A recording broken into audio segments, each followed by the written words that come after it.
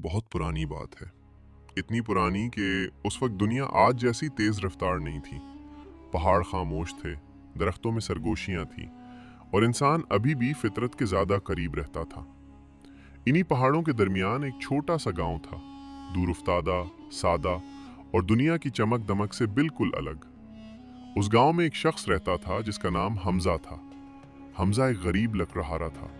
उसके कपड़े हमेशा सादा होते, हाथ खिरदरे और चेहरे पर मेहनत की लकीरें नुमायां थी। मगर अगर कोई चीज उसे दूसरों से मुख्तलिफ बनाती थी तो वो थी उसकी आंखों में छुपी नरमी। वो अकेला नहीं था, उसकी एक छोटी बेटी थी, आयशा। आयशा कमजोर थी, अक्सर बीमार रहती थी और उसकी आंखों में हमेशा एक खामोश सवाल होता, अब्बा, क्या मैं ठीक हो जाऊंगी? हमजा हर बार मुस्कुराकर कहता, इंशाअल्लाह मेरी बच्ची, अल्लाह बड़ा मेहरबान है।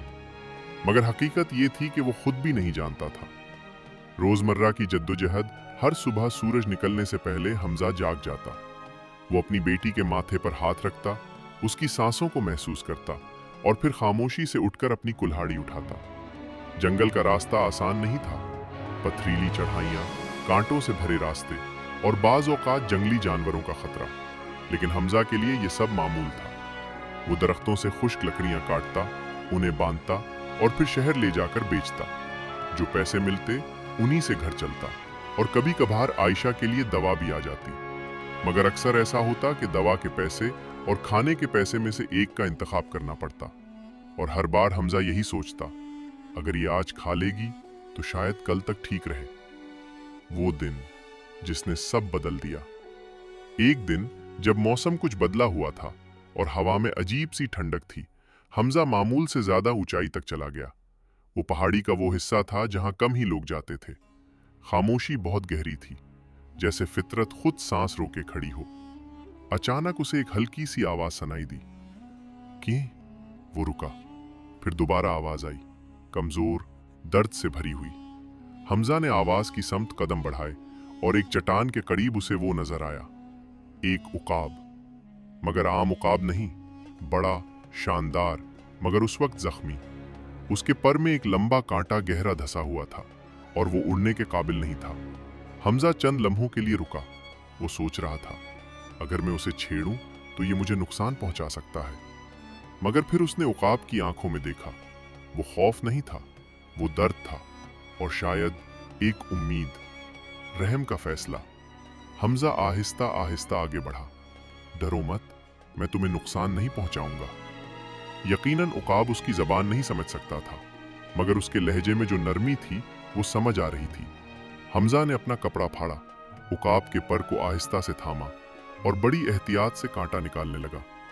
ये आसान नहीं था। उकाब कभी कभी तड़पता, पर फड़फड़ाता, मगर हमजा ने हिम्मत नहीं हारी। आखिरकार कांटा निकल आया। खून थोड़ा सा बहा, मगर जख्म साफ हो गया।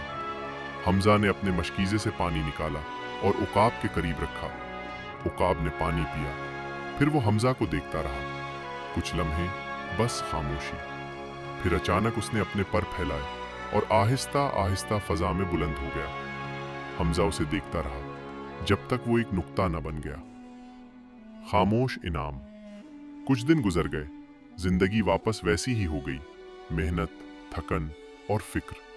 मगर हमजा के दिल में एक अजीब सुकून था। वो सोचता, मैंने कुछ अच्छा किया, बगैर किसी फायदे के। एक दिन वो फिर उसी पहाड़ी पर गया, मगर इस बार कुछ मुख्तलिफ था। हवा में एक अजीब सी खुशबू थी और एक हल्की सी चमक। वो उस चमक के पीछे चलता गया, यहां तक कि उसे एक गार नजर आई। ये गार पहले कभी नहीं देखी थी। राज की दुनिया।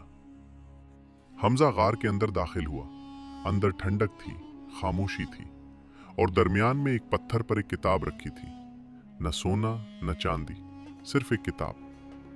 हमजा ने किताब खोली। उसमें हाथ से लिखे हुए नुस्खे थे, जुड़ी बूटियों के, इलाज के, बीमारियों के। हर सफा एक राज था, हर लफ्ज एक इल्म। हमजा को हैरत हुई, ये यहां कैसे? मगर उसने सोचा नहीं, उसने सीखना शुरू किया। इल्म का सफर। वो रोज जंगल जाता, लकड़ियां भी काटता और साथ साथ जुड़ी बूटियां भी जमा करता। रात को वो किताब पढ़ता, कभी समझ आता, कभी नहीं, मगर वो रुकता नहीं था। आहिस्ता आहिस्ता वो सीखने लगा। उसने आयशा का इलाज शुरू किया। चंद दिनों में उसकी हालत बेहतर होने लगी। पहली बार आयशा ने मुस्कुराकर कहा, अब्बा, मैं बेहतर महसूस कर रही हूं। हमजा की आंखों में आंसू आ गए। खिदमत का आगाज। गांव में खबर फैल गई, हमजा अब इलाज करता है और उसकी दवा असर करती है। लोग आने लगे, कोई पैसे देता, कोई नहीं दे सकता था, मगर हमजा ने कभी किसी को मना नहीं किया। वो कहता, ये इल्म मेरा नहीं, ये एक अमानत है। वो दिन रात लोगों की खिदमत करता। बीमार ठीक होने लगे, गांव में खुशी आने लगी। असल कामयाबी कुछ साल गुजर गए। हमजा अब एक मशहूर तबीब था, मगर उसका घर वैसा ही सादा था। वो वैसा ही इंसान था। फर्क सिर्फ एक था, अब उसके पास इल्म था और दिल में सुकून। एक दिन वो पहाड़ी पर बैठा था, इसी जगह जहां उसने इकाब की मदद की थी।